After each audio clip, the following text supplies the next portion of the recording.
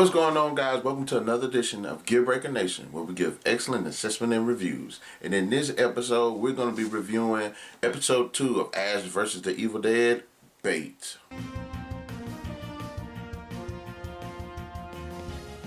The episode picks up with Kelly, Pablo, and Ash have just defeated the Deadites in his trailer, and which was a pretty awesome fight, if you ask me. And Kelly is asking Ash and Pablo for their help, for the situation at her house. Her mom has returned, despite her being dead. After Ash refuses to help her, Kelly takes off on a motorcycle back to town to go save her dad. Of course, Ash and Pablo end up finding out that Kelly stole the Book of the Dead, so they're forced to pursue her. Now, while Pablo and Ash are driving, they're sitting there chatting it up. Their boss from the store, Mr. Roper, got possessed and turned into a Deadite and is in the car, and he ends up attacking the two, and it's this really awesome, really funny fight where Ash is just trying his best to drive the car, and Pablo is trying to help him, and they're like swerving and stuff. And it was even one point where Ash broke this glass and kept stabbing him like 50 times in the neck to kill him. So it was a very entertaining fight. Okay, now Amanda does show up where Ash lives, which he just departed a few moments before, and she ends up talking to these neighbors who end up helping her connect the dots with Ash, and the female that end up killing her partner. So now Amanda's on the scene, and while she's there, she ends up finding this card to this bookstore where Ash was going to head to try to decode this book, so that way he can go ahead and send the Deadites back to wherever the hell they came from. Ash and Pablo end up coming to Kelly's house, and you can see that Ash is is ready for battle. He's trying to help Pablo get into the game. They're gonna go all out, and then when they end up damn near breaking down the door, they end up finding out that Kelly's mom is truly there. Kelly isn't dead, the father isn't dead, and everything seems to be all right. But of course, Ash has dealt with the Deadites for long enough, and he knows that something is up. He knows that that woman isn't who she says she is. In fact, they even are invited to dinner. Amanda is still at the scene, and all the cops and stuff are everywhere, and they're like gathering evidence.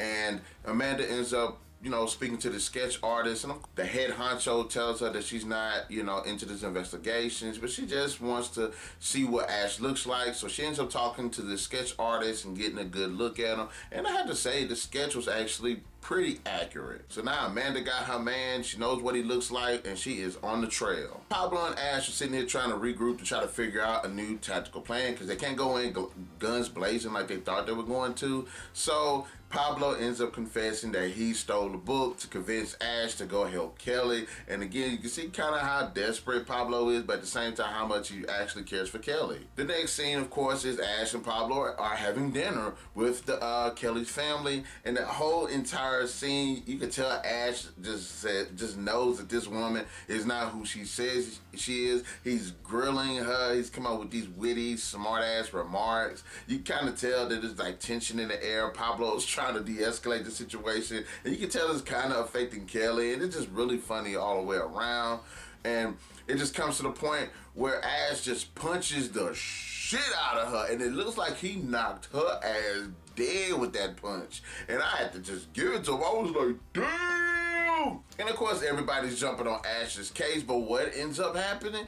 Kelly's mom turns into a Deadite, and what is the first thing that she does? She kills Kelly's father by stabbing him in the eye. Through the eye, through the head with a freaking fork. And I had this like, damn, that was messed up. The dude seemed like he was likable, but I really didn't care that he died. I was like, it was messed up because of Kelly, but I was like, wow, but I don't know what to say.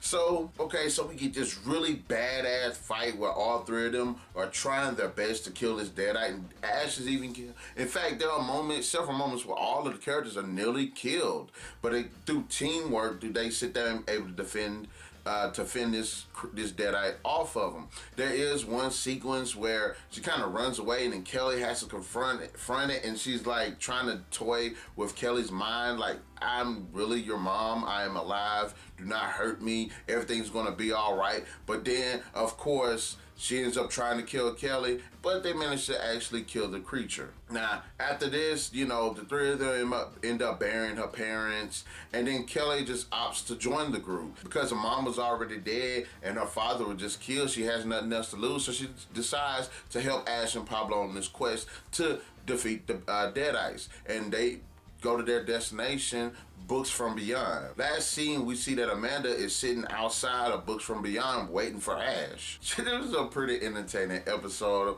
It's a great episode because it does again show how much Pablo actually cares for Kelly.